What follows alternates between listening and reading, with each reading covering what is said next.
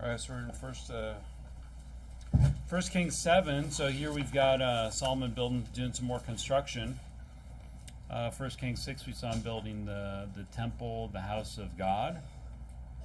And this next chapter, he's building some other structures, maybe it's like a complex, like a what would you call it? Yeah, like some kind of complex where you got the temple and you got these other things. Before we get into it, I'll just summarize what we went through in 1 Kings 6. We talked about the timing.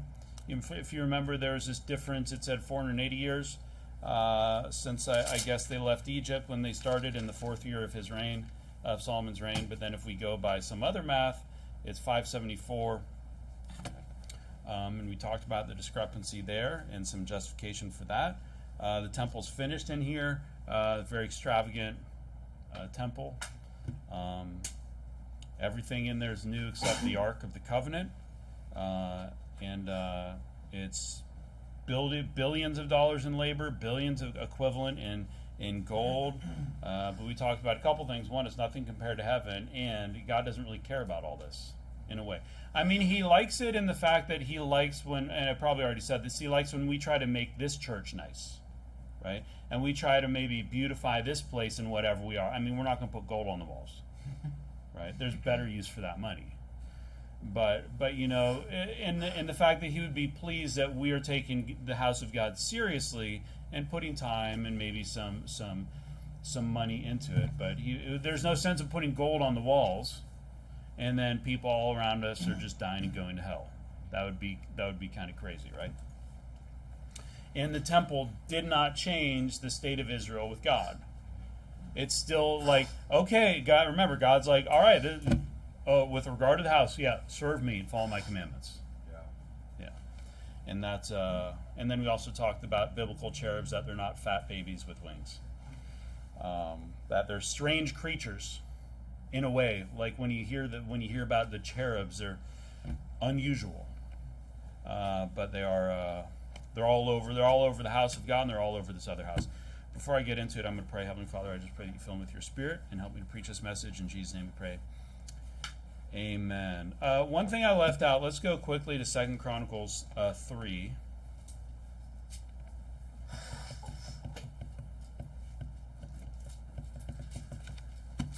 Remember, I did that calculation last week, and I found that very roughly, probably the maximum thickness, according to the modern measurements of that gold, was 10,000ths of an inch, right? Or 10,000ths, a quarter of a millimeter.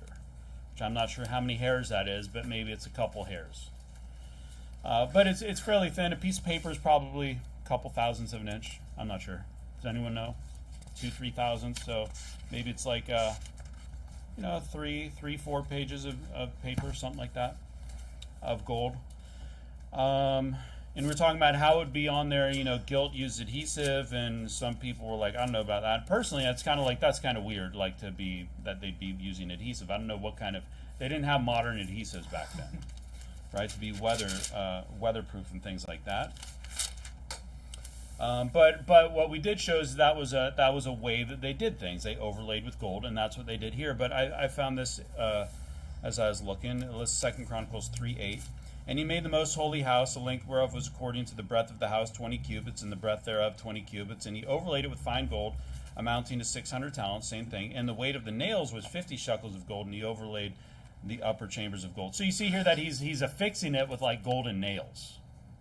So it's I think they do something on roof with like copper, right? Don't they do copper roofs? And they use very thin copper, and then they hammer it in place, I think, with little nails and stuff. I imagine that's what they did here. So it's gold nails, and they're fixing this very thin gold foil in a way, but something a little bit more substantial, possibly like shingles, or just nesting it up with no gaps, something like that. And then if we go to 2 Chronicles 3, we did hear about a door to the most holy place, but in 2 Chronicles 3:4 it adds something else. It says, and he made the veil of blue and purple and crimson and fine linen and wrought cherubims thereon. So there is a veil to the most holy place, but there's also doors that perhaps were just for like decoration or something like that, because we know that there's the veil there. Anyways, let's go to 1 Kings 7. So this first structure he's building is it's referred to as like the house of the forest of Lebanon, because it says here in First Kings 7:1. But Solomon was building his own house 13 years, and he finished all his house. He built also the house of the forest of Lebanon. So this is like two structures already, like Solomon's house where he lives, the house of the forest of Lebanon. It seems, or to be honest, I'm not sure all the structures here. The length thereof was 100 cubits, so that's 150 feet. And the breadth thereof 50 cubits, 75 feet, and the height thereof 30 cubits, so that's 45 feet, upon 4 rows of cedar pillars with cedar beams upon the pillars. So I looked at like the floor space of this. This is about a quarter of a football field, all right, in the floor space. So it's a pretty large building. And if you look in verse number 3, and it was covered with cedar above the beams that lay on 45 pillars. So there's basically 3 rows of 15 pillars in this thing for structural soundness, right? Because they can't have an expanse of like 75 feet or 50 feet with like no support. You know, it's going to collapse. Even remember Solomon, he had to keep up those columns. And when Samson. And when they came down, what happened? Everything fell, and he killed more people in his death than in his life. And there were windows in 3 rows, and light was against light in 3 ranks. I kind of see this as like lined, like the windows were lined up. It's kind of I don't fully understand, but kind of like in ranks, like they were organized in rows. Possibly 3 rows means that there's like 3 levels to this place. Now, just for the record, that 150 by 75 foot area would be over 11,000 square feet. So you're looking at this building being like, potentially, if it's 3 floors, like 30,000 square feet, it's a very large building. Well, again, this building here is 8,000 square feet. So it would be like 4 of these, right? Built way back here. This is like 1,000 years BC. Verse number 5. And all the doors and posts were square with the windows, and light was against light in 3 ranks. And he made a porch of pillars. The length thereof was 50 cubits, and the breadth thereof 30 cubits, and the porch was before them, and the other pillars and the thick beam were before them. So I think in this case, a lot of cases, the porch, as far as I can tell, is kind of like, because we saw the porch with the temple, right? That one doesn't seem to be covered. But some of these other porches seem to be covered, or they seem to be maybe like gathering spaces. It's like a defined area where they're gathering. I know like a lot of places they'll say that it's like a covered area. And if you think about like a porch in a house, it's always the thing out in front, and it's usually covered. But it could be not uncovered. But so I'm not really sure. I don't think it's super clear as to whether it's a covered or uncovered. But it is like a gathering defined space. Then he made a porch for the throne where he might judge. So this is like his throne room, throne area. This is like his judgment hall, if you will. Even the porch of judgment, and it was covered with cedar from one side of the floor to the other. So it's all of these structures are going up. You got his house, got the house of the forest of Lebanon. We got porches. We have this area of judgment, and you can look online. You can look at maps, or not maps, but like drawings of kind of rough layouts of what it is. But honestly, we don't know, because this is what we have, folks. Like, it's not like there's some art, like this is all burned up, it's all gone. Cedar's not going to last like 3,000 years. You know what I mean? And all these stones have been like destroyed. So we have this place where he's going to judge. Verse number 8. And his house where he dwelt had another court within the porch, which was of the like work, so just made similar. Solomon made also an house for Pharaoh's daughter, whom he had taken a wife like unto this porch. So the house is a porch. It's like a covered space. And I think Pharaoh must have been like his number one wife, most important wife. You know, it seems that way, because he didn't build any houses for any of his other like 999 women. You know what I mean?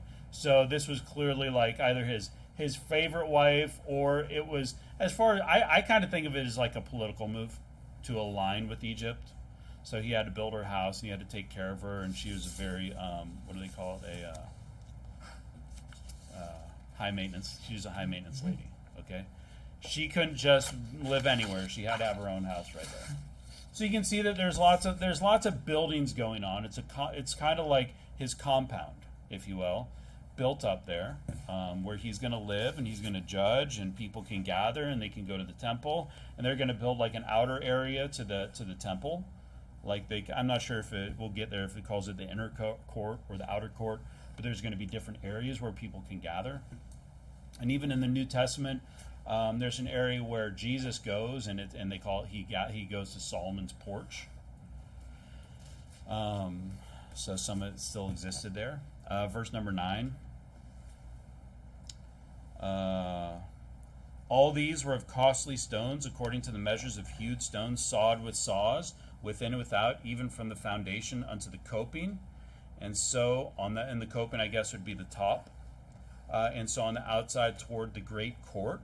And the foundation was of costly stones, even great stones, stones of 10 cubits and stones of 8 cubits. So those are huge. I remember one time we met this Sikh guy, and he was talking about how like his company lays like really big tiles. And he's like, look at my tiles, and they're like 3 foot by 3 foot, which is a big tile. You can imagine how much you're investing a lot in one tile. You break one tile, that's a lot of your floor, especially big marble pieces. But these would be like 15 feet or like 12 to 15 feet, according to this, for the stones. And it must have been very smooth, because what we're going to see is that like these areas, they're rolling these carts and stuff across it. So you can't have like huge gaps and stuff. It's very smooth, very precise, it must have been amazing. And those stones would be, each one of these is 4 feet. So some of those, the smallest one describes is like that square. I mean, that's crazy, right? Like from here to the corner, that's a big rock. And so they had to transport these. You ever seen them, how they built like the pyramids and all these people, and they like roll them on logs and stuff like that? When you got 183,000 guys, you can probably figure out a way. Just have all these guys lay down on their back and just like put it on top, and they can just crawl there. So I mean, it's amazing how they get them there. Manpower. Simple mechanisms. They have technology at this time, which we'll see, because they're going to cast all these things out of brass. So they have these huge stones. It's very incredible. It must have been an amazing thing to see. Verse number 11, and above were costly stones, after the measures of hewed stones and cedars, and the great court round about was with 3 rows of hewed stones, and a row of cedar beams, both for the inner court of the house of the Lord and for the porch of the house. So you see these areas around the temple. Again, we don't know exactly what it looked like. We can speculate. It costs a lot. It's a huge project. Later, God's going to let it get destroyed. So obviously, he only cares so much about this thing as like, what are the people using it for? Are the people using this to worship me and to serve me? Or is Solomon using this to show off his wealth and his extravagance? Are people turning the temple into an idol? And you know that the Jews would turn this into an idol. Because later on, even in the New Testament, which we saw, they're like, wow, this place is amazing. But inside, it's like they're all going to hell. Right? They're all preaching the synagogue. It was a synagogue of Satan. Huge expense to the nation. And we also talked recently about what was it when I was talking about wealth and greed, and what was the other one? When I was talking about that, right? Preaching like last Sunday even. And God is not against having money, and he's not against using money or using wealth.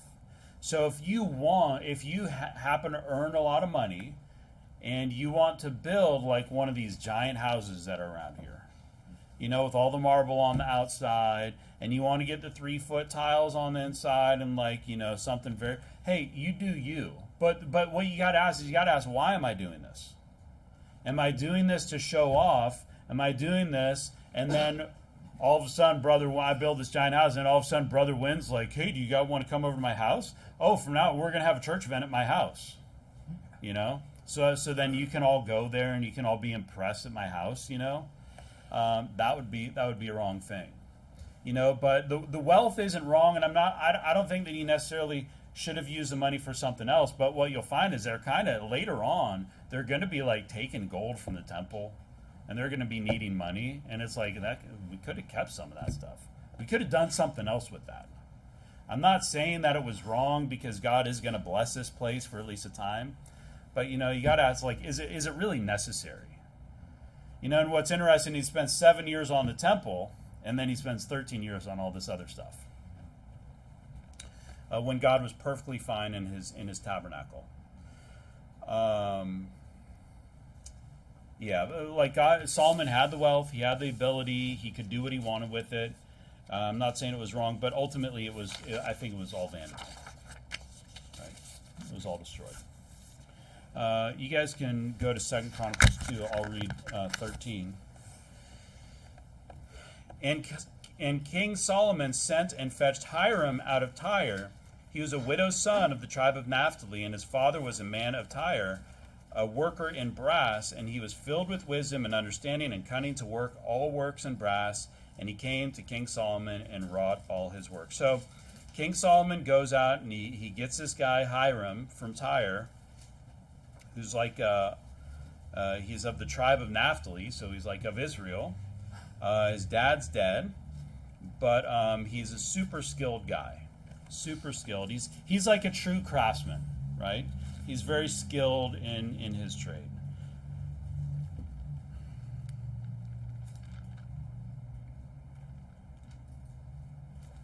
I like him. When I think of myself as like a builder, and I like to think of like him, like all the things that he did, that I would have been doing something like this back then, 2 Chronicles 2:11. Then Huram, the king of Tyre, answered in writing, because he sent to Solomon, because the Lord hath loved his people, he hath made thee king over him. Huram said moreover, Blessed be the Lord God of Israel, that made heaven and earth, who hath given to David the king a wise son, endued with prudence and understanding, that might build an house for the Lord, and an house for his kingdom. So, hey, this is like a righteous thing. The king's saying, hey, this is like a righteous endeavor. And I have sent a cunning man, endued with understanding, of Huram my father's, the son of a woman of the daughters of Dan, and his father was a man of Tyre, skillful to work in gold, and in silver, and brass, and iron, and stone, and in timber, and purple, and blue, and in fine linen, and in crimson, also to grave any manner of graving, and to find out every device which shall be put to him with thy cunning men, and with the cunning men of my lord David thy father. And so he hires it. Like, you can see that this guy's got some skills that honestly could still be used today. Like, this guy's pretty advanced. He's making all kinds of stuff, all kinds of engravings. You can go on YouTube and you can find people that like do engravings. I was watching this thing. It was like a replica of a handgun. So Adolf Hitler apparently had some gold-plated gun, and it was like this guy was showing a replica of this gun, and it had all these engravings on it, and a man had done all these hand engravings. So some of these skills are still valuable today. And what it made me think is that the house of God needs skilled workers. And it doesn't. All kinds of skills are important. To clean stuff, to build stuff. We had brother Joseph. He didn't weld anything here. He did something for me, but that was good. But he fixed the ping pong table, and we could have had some other guys fix the ping pong table, and we do all kinds of things like working around here. And I guarantee if the landlord just let us put that door in the wall, then we'd have like a couple guys out here and just knock it out in like a day, couple hours. Brother Cleo put a hole in there in about 5 minutes, let's be honest. We just throw a ping pong ball over there, and pretty soon we'd have a hole in the wall. But it's really good to have skilled men and skilled ladies, right? And skilled ladies to help out in the church. It's good. We don't want to hey, we want to be skilled people. If we're going to do something like that, I don't want to have to go out and hire some heathen to work in the house of God. Ideally, we got some skilled men and skilled women in here that can do those things. And I can't really say that he's doing you hear these people, you're doing the Lord's work, I guess in a way he's doing a godly work because he's working on the temple, but at the same time, God didn't tell Solomon to build this place. In fact, when God was talking to David, he's like, I'm perfectly fine, and I never asked you for a temple. But hey, but God allows this to happen as a gesture to David, because David loved him. And so he's basically helping with this. So it's kind of a godly work, but it's not like God is wanting them to do this. But anyways, House of God does need skilled workers, just like Huram, this guy here. And then it's going to go on to describe some of the work, some of the things that he built in First Kings 7:15. For he cast 2 pillars of brass of 18 cubits high apiece, so that's like 24 feet, and a line of 12 cubits did compass either of them about, so that's like the perimeter, okay? They would measure things with like a line, like a string. Like you might do that here. Sometimes you can get like a tape measure that's like a string, right? And so I don't know what that is, divided by 3, it's probably like 3.5, between 3.5 feet in diameter, is my guess. So these are huge. Like this building's like, 20-something feet tall, so it's like a 3-foot brass pillar. And he made 2 chapiters of molten brass to set upon the tops of the pillars. And a chapiter, I looked it up on Wikipedia. In architect, we know that it goes on the top, so obviously it's something on the top of the pillar. In architecture, the capital, or the chapiter, forms the topmost member of a column. It mediates between the column and the load thrusting down upon it, broadening the area of a column supporting surface. So you know how a lot of columns, they get wider and they get square at the top, right? And they do the same thing on the bottom. So this is basically just the cap on top of the pillar. But generally it's understood that there's nothing on these 2 pillars, there's nothing on top. There's no roof. These are going to go out in front of the temple. And nets of checker work and wreaths of chain work for the chapiters were upon the top of the pillars, 7 for the one chapiter and 7 for the other chapiter. So these are like embellishments and decorations on here. Goes into a lot of detail about this stuff. I don't have a whole lot to add to this. It's just giving us a lot of details on what the temple looked like. And this stuff's going to be broken up. I forget who breaks it up. Is it the Persians or something? They just come and they just break up all this brass and then they haul it off. So again, all this work, it's going to look good for a while, and then it's going to get like repossessed. It's like these people have spent all this money on like something, and then just gets like repossessed, and it's not theirs anymore. Maybe they should have built some swords so they could fight off those enemies. And he made the pillars in 2 rows round about upon the one network to cover the chapiters that were upon the top with pomegranates, and so did he for the other chapiter. Now he'd do this with some other workers. Obviously, he's not building the whole thing himself, Huram. And the chapiters that were upon the top of the pillars were of lily work in the porch, 4 cubits. And the chapiters upon the 2 pillars had pomegranates also above, over against the belly, which was by the network. And the pomegranates were 200 in rows round about upon the other chapiter. And he set up the pillars in the porch of the temple. And he set up the right pillar and called the name thereof Jachin. And he set up the left pillar and called the name thereof Boaz, and upon the top of the pillars was lily work. So was the work of the pillars finished. So they named these pillars Jachin and Boaz. Now you might remember Boaz. You can go to Ruth 4. I don't think he's like this. This one is Levi, and this one's Cleo. Right? Then names have meaning. Names have meaning. Even like there's these Christians who they'll name their kids like to God be the glory.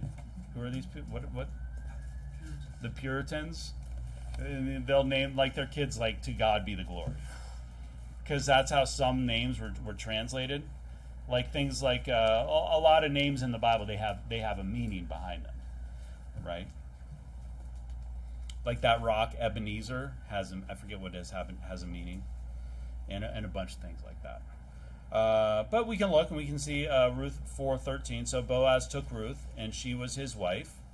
And when he went in unto her, the Lord gave her conception, so she bare a son. If you go down to verse number 17, and the woman of her neighbors gave it a name, saying, there's a son born to Naomi, and they called his name Obed. He is the father of Jesse, the father of David. So you can see that Boaz actually is like a what is that, great-great-grandfather, something like that, or great-great-great-grandfather of Solomon. So that person actually could represent like the lineage of David. Jachin is mentioned in Numbers 26:12. The sons of Simeon after their families of Nemuel, the family of the Nemuelites of Jamin. the family of the Jamanites, of Jachin, the family of the Jachinites. But there's really nothing mentioned about this guy. He's not really important. Some people are saying one pillar represents like the royal lineage, and the other pillar represents like the workers or the common man or something like that. But I also saw some other articles that say that Jachin means God establishes and Boaz means strength. So they actually kind of have a spiritual meaning, and they're not just like named after like actual people. You know what I mean? Whatever it is, he names the pillars. So I personally don't think they're just names. I think that it's probably some kind of spiritual meaning, like God establishes strength. Strength is of the Lord type of thing, which is a biblical concept, right? So when you're walking in and you see these huge pillars and these things, you're like, this represents God's strength. These massive things. Verse number 23, and he made a molten sea. Now, molten just means that it was cast from brass, and they had to melt it in order to cast it. Has anybody in here ever cast anything? Not a fishing line, but what did you cast? Lead bolts. Yeah, there you go. You got a mold. There's two halves. You pour the lead in, you pull apart, probably something like that, pop it out, and you got to cut the edge off. Yeah, the flash. That's what it's called. I mold a lot of plastic stuff. Plastic parts. I've designed stuff for plastic injection molding. I've done stuff with silicone. Basically, you got a mold of some sort. It's usually two halves, and you have a hole in it. Does anyone ever? And you push plastic in, or you pour it in, or you pour some fluid in there, or whatever, and then you let it solidify. Usually just takes time, sometimes takes heat. You pull the mold apart, you got a part. That's where all this plastic comes from, right? It's all injection molded. It's basically a cast part, just modern version. All the plastic in that camera, the plastic in that thing, all the plastic parts, basically in the monitor, that enclosure for the keyboard, all this stuff is cast. But what's interesting, it's actually a very old concept. Obviously, they didn't have like petroleum products like plastic resins back then, or the machines to do high pressure stuff, because this stuff's done under high pressure. Anyways, he made a molten sea, 10 cubits from the one brim to the other. This is basically like a giant swimming pool. It's like a big kiddie pool. All right. It was round all about his height, and his height was 5 cubits. It's really tall, 7.5 feet or so. It's very tall. 10 cubits would be 15 feet. So you're looking like from there to there. So it's like from those measurements, if a cubit is 18 inches, it's quite large. And this would be outside the temple. Okay, there's going to be a courtyard. It's going to be outside there. And under the brim of it, round about, there were knops compassing it, 10 in a cubit, compassing the sea round about. The knops were cast in 2 rows. When it was cast, it stood upon 12 oxen, 3 looking toward the north, 3 looking toward the west, 3 looking toward the south, and 3 looking toward the east. So there's like 3 oxen facing all 3 directions. You can imagine that. And this sea, which is like a pool or something. I don't know what's a better way to put it. Whatever, you know what I mean. It's like a giant cup. It even says it's kind of like a cup. It's like a giant thing. It's literally like a kiddie pool, just a big one. Except it has and it's sitting on top of 12 oxen. So brass oxen, and it was in handbreadth thick. So I mean, it's really thick. That's a heavy piece, right? I imagine it's probably solid brass, extremely heavy. Like they just didn't even care, Like that's a huge piece. You can imagine how hard it would have been to transport the stuff, and how much. Like I live I work in a building. And we've got a giant glass conference table, right? You've seen this. And it must be from the wall to here, right? Long. So it's like 12 feet. And it's like 5 feet wide, right? And we're on the 3rd floor in a concrete structure with the windows open like this. And one day I asked the landlord who built the building, I'm like, how do you get that thing in here? And he said, we built the building around it. So literally before they put in the walls or put in the windows, because it's all windows, they had to lift this giant piece of glass in there. So you can imagine that a lot of this stuff, like before they put in some things, they probably had to know well in advance that they were going to put this giant thing there before they built walls and stuff like that. Took a lot of planning. Handbreadth thick, and the brim thereof was wrought like the brim of a cup with flowers of lilies. It contained 2,000 baths. So let's go back to 2 Chronicles 2. I did a calculation. I did another calculation here because some people are always wondering how big is a bath, right? If you take a bath, what's a bathtub? It must be like 30, 40, 50 gallons of water. I'm not sure. Think how many of those 5-gallon jugs it takes to fill a bathtub. 50? 75? I'm not sure. And I did a calculation. If a diameter is 15 feet and the height, now I think the overall height of this thing must have been 7.5 feet, because including the oxen that it's sitting on. Because what we'll see is in actually go to 2 Chronicles 4. You're like, what is this C for?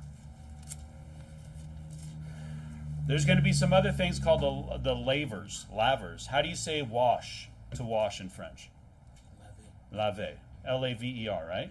Yeah. And that's what it means, the same thing. It's like to wash, okay? And if you look in 2 Chronicles 4:6, he made also 10 lavers, and put 5 on the right hand, and we'll read about these, and 5 on the left, to wash in them. Such things as they offered for a burnt offering, they washed in them, but the sea was for the priest to wash in. And we can go to Exodus 30. So you can see that these other things that they're going to build are for washing the innards. They went through a lot of water here. And they're always washing like animal parts, and they're washing these different things that they're sacrificing. And that's what these 10 little basins were for. We'll see they're on rolling carts, and it's like a bin, and they would like wash the innards, and then they probably pour it out. That's why they'd have to wheel it off somewhere. There must have been a spring right there. I think in when I was preaching about the Temple Mount, I remember looking, and they said that there was a spring there, right? So there must have been plentiful water wherever they built this, because they were going through a lot of water. Okay. Exodus 30.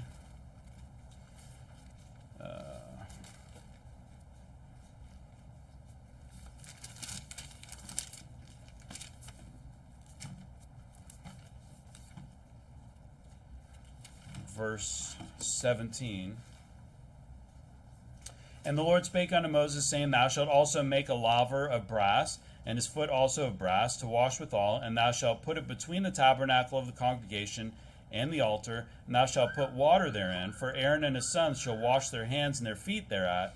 When they go into the tabernacle of the congregation, they shall wash with water, that they die not, or when they come near to the altar to minister to burn offering made by fire unto the Lord. And you say, that seems kind of weird, they're going to be taking a bath in public. And it says, so they shall wash their hands and their feet, that they die not, and it shall be a statute forever to them, even to him and his seed throughout their generation. So it's there to clean their hands and their feet, so they're working, and they have to maintain some kind of cleanliness. Okay. Now I don't think that this thing is a 7-foot deep pool for them to jump in and dive. If they're washing, the main focus is for them to wash like their just their feet. Now there was, I think, on the Day of Atonement when the priest had to wash himself. And there are times when the priest would have to wash himself. There might be times when they had to wash more thoroughly. But anyways, I did a calculation here. We can see what these are for. And you saw there that it was supposed to be in different locations, probably supposed to be smaller. But this is a very extravagant thing that they're building, this sea. And I imagine it's probably about 3 feet deep. Right? 3 feet deep is going to be about this deep. You could wash all kinds of things in there. And then it's it's up high. They must have had a ladder or something. But I want to do a calculation based on the diameter of 10 cubits or 15 feet and the height. And I got, if the depth is 7.5 feet, one bath is 5 gallons, like one of those jugs back there for the water cooler. And if the depth is 3 feet, it's 2 gallons. Because sometimes you'll hear about a bath, right? If you remember in 2 Chronicles 2, when it was talking about, what's his name, from Lebanon? Was it Hiram? Hiram, king of Tyre, yeah. when he was going to do all these things for the timber. And behold, I will give to thy servants the hewers that cut timber 20,000 measures of beaten wheat, and 20,000 measures of barley, and 20,000 baths of wine, and 20,000 baths of oil. So you imagine you're talking 20,000 gallons. That's kind of the frame that you're looking at. That's kind of the rough. It's around a gallon, 2 gallons. It's something like that. It's not a bathtub. All right, from what I can tell, you're looking at kind of like a gallon, like a milk jug would be about a bath, maybe 2 milk jugs, something like that. So they're going to have this big sea, which they call, and then he's going to make some lavers. Verse number 27. And he made 10 bases of brass. 4 cubits was the length of one base, and 4 cubits of breadth thereof. So there's these square things that are like 6 feet around, and 3 cubits the height of it, so about 4.5 feet. So these things are tall. And the work of the bases was on this manner. They had borders, and the borders were between the ledges. And to be honest, I can't follow this stuff. I don't know what they're talking about completely, but we can kind of put some things together. And on the borders that were between the ledges were lions, oxen, cherubims, and upon the ledges there was a base above, and beneath the lions and oxen were certain additions made of thin work, and every base had 4 brazen wheels and plates of brass, and the 4 corners thereof had undersetters. It's probably some kind of support. You can imagine these things are very heavy, and they're going to have 4 wheels on them, so they can roll them around. And the base is something that the laver is put on. And it's a thing. The laver, you can imagine the laver needs to be dumped out and removed with water, and the cart, this base is what they move it around with to get it from one place to another. And so they're removable. From my understanding, the laver is a removable, like not a bucket, but like a basin or something like that. And the had undersetters on a laver, undersetters molten at the side of every addition, and the mouth of it within the chapter and above was a cubit, but the mouth thereof was round after the work of the base, a cubit and an half. And also upon the mouth of it were gravings with their borders, 4 square, not round. And other borders were 4 wheels, and the axle trees of the wheels were joined to the base, and the height of a wheel was a cubit and a half a cubit. And the work of the wheels is like the work of a chariot wheel. Their axle trees and their naves and their felloes and their spokes were all molten. And I think this actually is one of those things that like the Bible versions people will complain about the terminology here with like the felloes and the spokes and the naves and things like that. Has anybody else heard that? I remember hearing that, but you know, I watched this guy on YouTube who redoes what do you call them? Not carriage wheels. Yeah, carriages, like wheels for like horse and buggy carriages. Has anyone seen this guy on YouTube? He's like an old timer guy. He's in like Montana, and he'll like redo like old timey like horse and cart wheels. It's kind of interesting, and he uses the same exact terminology that they use here. So like these are modern verses, but we're just not familiar with the technology. Keep going, verse number 34. And there were 4 undersetters to the 4 corners of one base, and the undersetters were of the very base itself, and in the top of the base was there a round compass of half a cubit high, and on the top of the bases the ledges thereof and the borders thereof were of the same. For on the plates of the ledges thereof and on the borders thereof he graved cherubims, lions, and palm trees. This took 13 years. Y'all are sitting here, you're like, good night, this is not a very exciting chapter. This was 13 years of Israel's life. Like, seriously. Focusing on building these cherubims and building these lavers and building this sea, and they're like, I spent like we talked last week, people are like dying, you know, working on this thing. You know, some guys, did you hear that Joe died? Man, he really wanted to see this thing finished. Well, you know, like 13 years is a long time. Could have been doing a lot of other things. And then because it all gets burned up, it all gets stolen away, it's all gone. You know, they burn the temple to melt the gold so they can get it out. That's like what the Romans did, and it's all just going to get taken away. After this manner, he made the 10 bases. All of them had 1 casting, 1 measure, and 1 size. Then made he 10 lavers of brass. 1 laver containing 40 baths, and every laver was 4 cubits, and upon every one of the 10 bases 1 laver. So you see here, he made the bases and the lavers go on the bases. Really exciting stuff. Verse number 39. And he put the 5 bases on the right side of the house, and 5 on the left side of the house. So this would be the house of God, right? Like this is like outside. So you got like the holy place inside, and they're going to put like the showbread and stuff like that in there, and the candlesticks, and then you have the holiest, most holy place, which is on the inside, where we might see that the high priest is going to go once a year. And then on the outside, you have where the sea, and this is like there's going to be a courtyard around here. You got a sea, and you got the lavers, and they're going to be doing work out there. And he put 5 bases on the right side of the house and 5 on the left side of the house, and he set the sea on the right side of the house eastward over against the south.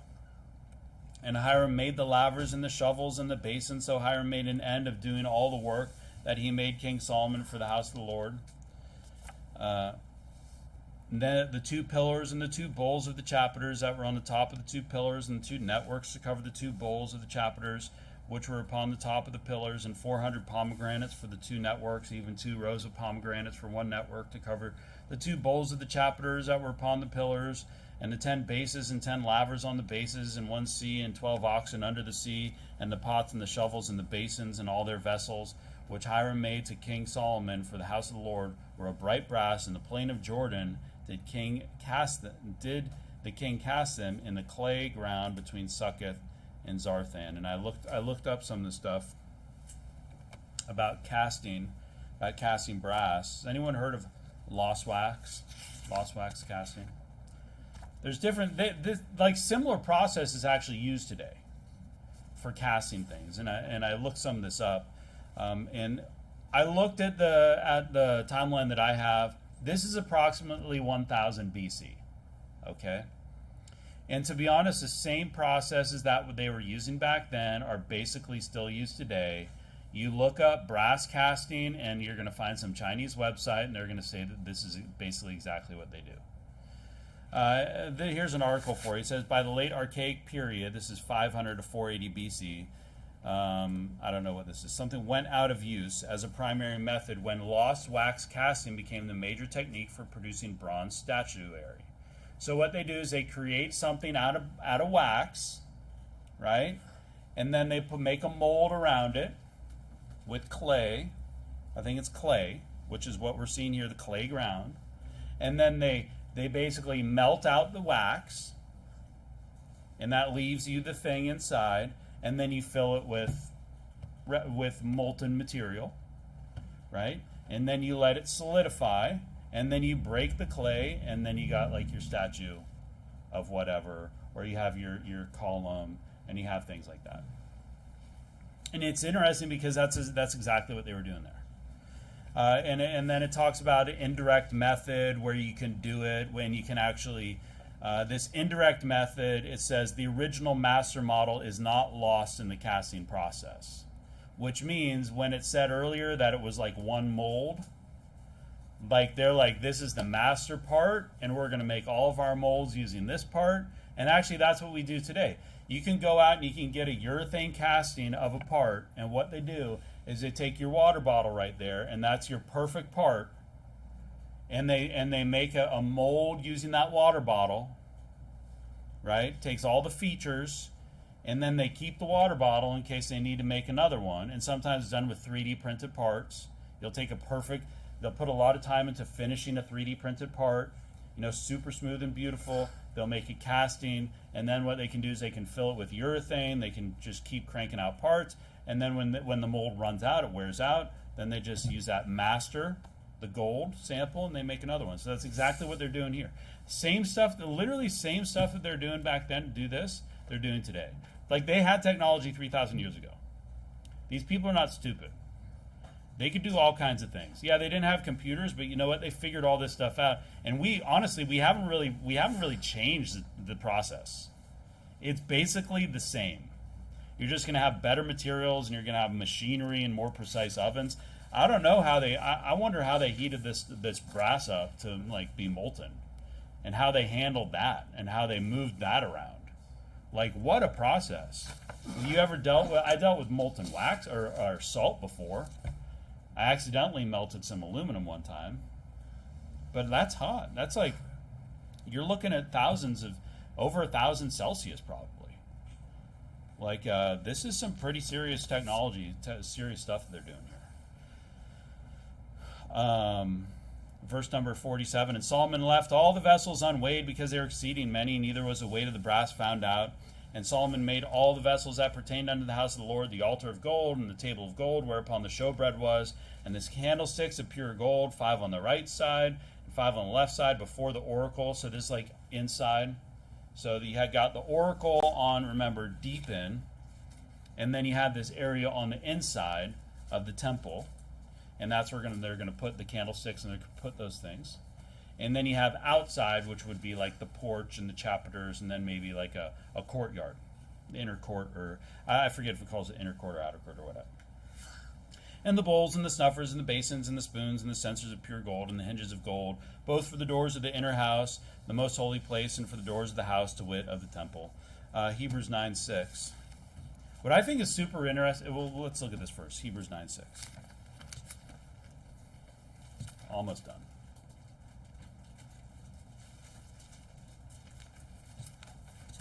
To be honest, it's kind of a dry chapter, but I like kind of thinking about like what the stuff looked like. You can look at pictures when you get home, and you can search like the House of the Forest of Lebanon, or Solomon's house, or Solomon's temple, and you can see a lot of it's like sometimes you'd be like, that's not what it looks like at all. Yeah. Like there's like some Brazilian church was built to look like Solomon's temple, and you're like, that's not what it looked like at all. Like where did they get that from? The ESV? Sometimes it looks really dumb. But it's interesting, you know. And I like to think that when we're up in heaven, we'll be able to see pictures of it, and maybe we can, you know, see the photos. Hebrews 9:6.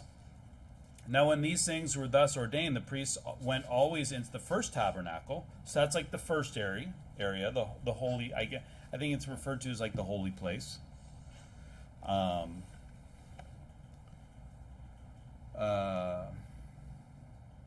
First tabernacle, accomplishing the service of God. So this is where they have to do the showbread and the different offerings and things like that on a regular daily basis, and the candlesticks that never went out, never ran out of oil and things like that. But unto the second went the high priest alone once every year, not without blood, which he offered for himself and for the errors of the people. The Holy Ghost is signifying that the way into the holiest of all was not yet made manifest, which as the first tabernacle was yet standing. So, I mean, not everyone could enter into the holy place and be close to God and commune with God. The high priest only went in there once a year. Like, all this effort goes in for the cherubims, you know, that are wing to wing, and the gold, and all this stuff. And then the high priest just goes in there and spreads blood all over everything once a year. You ever think about how much blood was all over this place, too? I mean, when they consecrate this place, this temple, I'm not sure if it's in the next chapter. I mean, it's like they can't even number the amount of animals that they're sacrificing in this place. So many animals. And when the high priest went in, he sprinkles blood on the altar or on the ark and stuff like that. Like he does. He's not like sprinkle and then, hey, can you get me a towel and can I wipe this off? It's literally covered in blood. Like if you saw the ark today, it would be like covered in blood. Isn't that crazy? And even when Moses came down from the mount, he was like sprinkling people with blood. Remember, he had like the was it hyssop or something, and he's like spraying blood on people. Like that was a sign, like there's no remission of sin without blood. You need the blood. And then John MacArthur says blood isn't important. And there's blood all over the Old Testament. There's blood in the New Testament too. Anyways, inside the temple versus the most holy place that you see there. And then 51, so it was ended all the work that King Solomon made for the house of the Lord, and Solomon brought in things which David his father had dedicated, even the silver and the gold and the vessels that he put among the treasures of the house of the Lord. And I have let's go to 2 Samuel 8. Last verse. Not too exciting, but we can see something here. So it says that they brought in all the things that basically David had taken and prepared, because David had prepared a lot. I think a lot of this stuff had already been prepared. A lot of things, especially probably the gold and a lot of that, because they're not looking for gold and for brass and things like that. A lot of those things existed because David was preparing for this during his lifetime, knowing that his son would build this temple. 2 Kings 8:10. Then Toi sent Joram his son unto King David to salute him and to bless him, because he had fought against Hadadezer and smitten him, for Hadadezer had wars with Toi.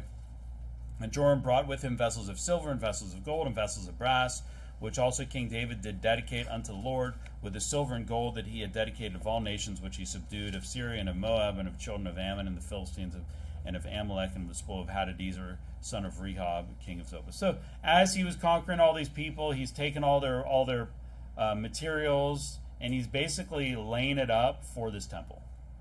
So a lot of this stuff, they would take and they would melt it down, and they would, I don't think you probably have to cast so much gold. You would, but it can be crafted a little bit more easily because it's so soft. But some of this other stuff like brass, like they probably just throw it in the fire, man. Let's build a pillar. So the construction's basically done with that. So spent a lot of time building all these things, very extravagant and very ornate. Lots of construction, 13 years, tons of time. I think what I like most is I like to look back on this, and I like to look at the guy that built this stuff and how skilled he was, and how what he did, it was used for God. And the king of Tyre said that this is a great thing you're doing for the Lord, and then this guy goes out and he does all these things, and we should use our skills. Building is cool. I like to meet this guy. I like to learn some things from him up in heaven, maybe. I like to think the Huram is a saved guy that worked on the temple. And maybe God has some things that we can build up in heaven. Maybe in the millennial reign he'll need some things built. It sounds pretty cool to me. But anyways, we got all these structures built, and we'll move on next week. And in the meantime, I'll pray. Heavenly Father, thanks so much